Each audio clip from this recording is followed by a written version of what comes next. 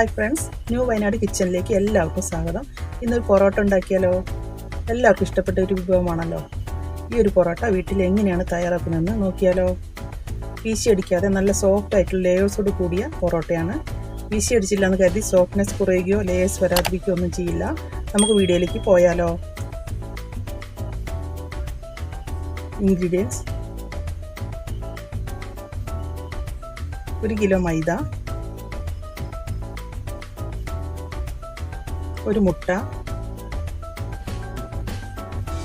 1/2 table spoon പഞ്ചസാര, 1/2 spoon ഉപ്പ്, 1/2 cup വെള്ളം, 1/4 കപ്പ് ഓയിൽ. ഇതിൽ ബേക്കിംഗ് സോഡ ചേർക്കുന്നില്ല. മൈദമാവിൽ ഉപ്പും പഞ്ചസാരയും ഇട്ട് കൊടുക്കാം. മുട്ട പൊട്ടിച്ചൊഴിക്കാം. 2 സ്പൂൺ ഓയിൽ ഒഴിച്ച് മിക്സ് ചെയ്യാം.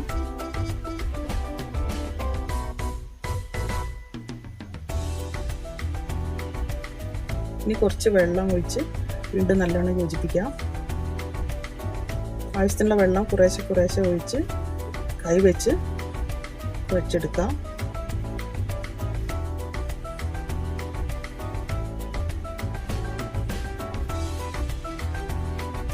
ഒന്നര കപ്പ് വെള്ളവും ഞാൻ എടുത്തിട്ടുണ്ട്. നമ്മുടെ ചപ്പാത്തി മാവിനേക്കാളും കുറച്ച് ലൂസ് പരുവത്തിൽ വേണം.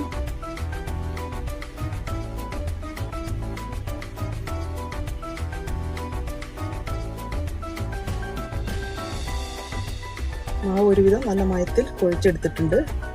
ഇനി അടച്ചു വെച്ച് 3 മണിക്കൂർ റെസ്റ്റ് ചെയ്യാൻ വയ്ക്കാം.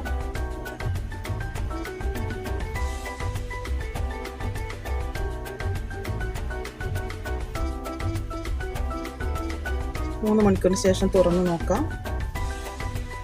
മാവ് നല്ലപോലെ സോഫ്റ്റായി വന്നിട്ടുണ്ട്. ഇതിൽ നിന്ന് എടുത്ത് മാറ്റാം.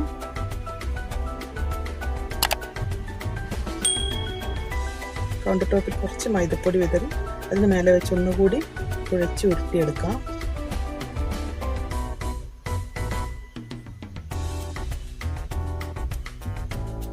കുറേശ്ശെ കട്ട് ചെയ്ത് ബോൾസാക്കി എടുക്കാം.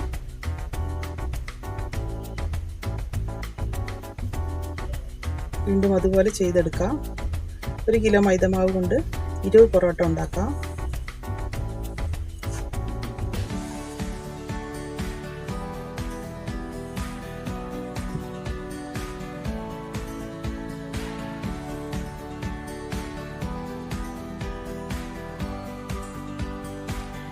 എല്ലാ ബോൾസും റെഡി ആയിട്ടുണ്ട്.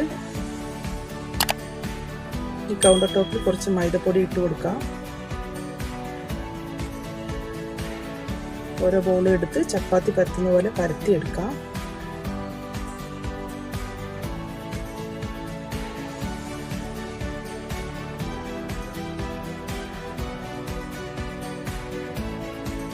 ഇനി ഇതിൻ്റെ മേളിൽ ഓയിൽ ഒഴിച്ച് എല്ലാ സൈഡിലും തേച്ച് കൊടുക്കാം.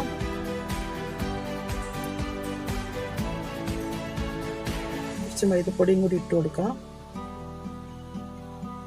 ഇനി ഇതൊരു സൈഡിൽ മാറ്റി വയ്ക്കാം.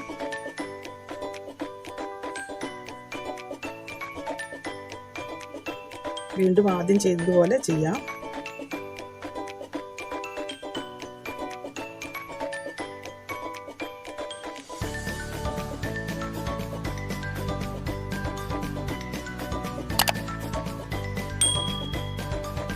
ഓയിൽ തേച്ച് കൊടുക്കാം.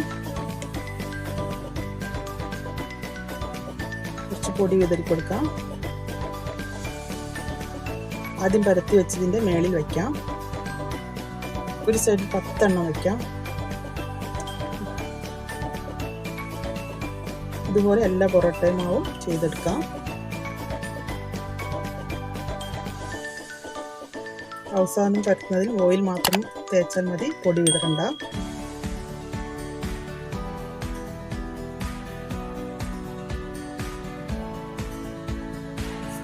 എല്ലാ ബോൾസും പരത്തി എടുത്തിട്ടുണ്ട്. ഇനി അടച്ചു വെച്ച് 3 മണിക്കൂർ റെസ്റ്റ് ചെയ്യാൻ വയ്ക്കാം.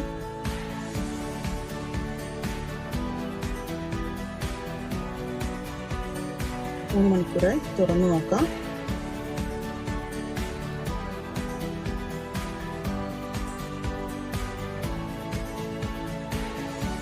ഏറ്റവും മേളിൽ ഇരിക്കുന്നതിന് ഒരു സൈഡിൽ നിന്ന് ഇങ്ങനെ ഇങ്ങനെ ഇങ്ങനെ പതുക്കെ പതുക്കെ വലിച്ചെടുക്കാം. ഇത് വലിക്കുന്നതനുസരിച്ച് ചുറ്റിയെടുക്കാം, എങ്ങനെ വേണമെങ്കിലും ചെയ്യാം. ഇനി പൊറോട്ടയ്ക്ക് ചുറ്റുന്ന പോലെ ചുറ്റി കൊടുക്കാം.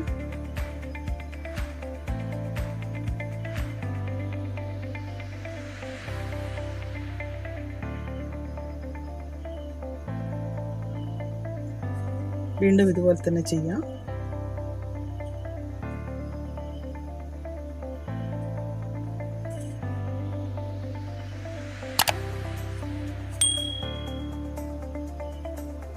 ചുറ്റിയെടുക്കാം.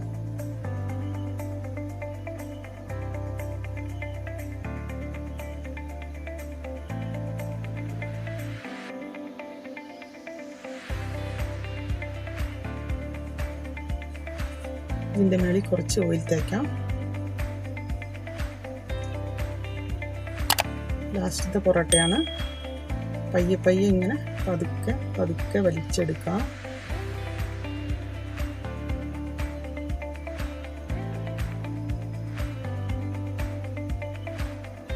ചുറ്റിയെടുക്കാം.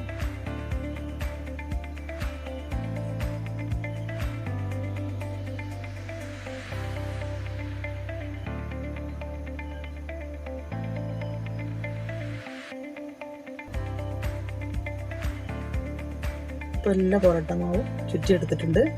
ഇനി പൊറോട്ട ചുട്ടെടുക്കാം.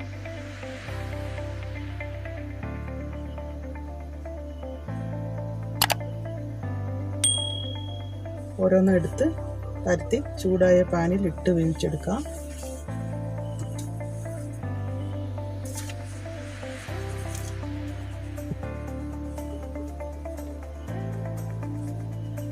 ഇതിന് മേളിൽ കുറച്ച് ഓയിൽ തേച്ച് കൊടുക്കാം. മറിച്ചിട്ട് കൊടുക്കാം. ഓയിൽ തേക്കാം.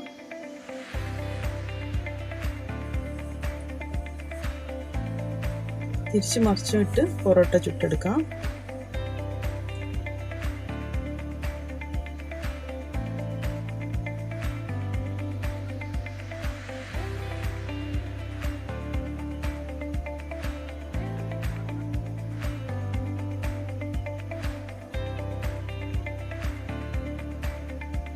ഈ ഒരു പ്ലേറ്റിലേക്ക് മാറ്റാം. ഇതുപോലെ എല്ലാ പൊറോട്ടയും ചെയ്യാം.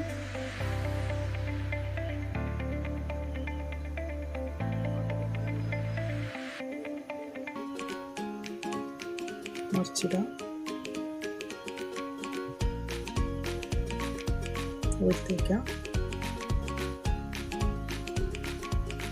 ഇപ്പോൾ ലെയർ ചെറുതായിട്ട് മാത്രമേ ഉണ്ടാവുകയുള്ളൂ. ചുട്ടെടുത്തതിന് ശേഷം അടിക്കുമ്പോഴാണ് പൊറോട്ടയുടെ ലെയർ എല്ലാം വരുന്നത്. 3 എണ്ണമായ നല്ല ചൂടോടുകൂടി തന്നെ ഇതുപോലെ അടിച്ചെടുക്കണം. കൈയുടെ ഈ ഭാഗം വെച്ചിട്ടാണ് നന്നായിട്ട് അടിച്ചെടുക്കണം. നല്ല ലെയറൊക്കെ വന്നിട്ടുണ്ട്.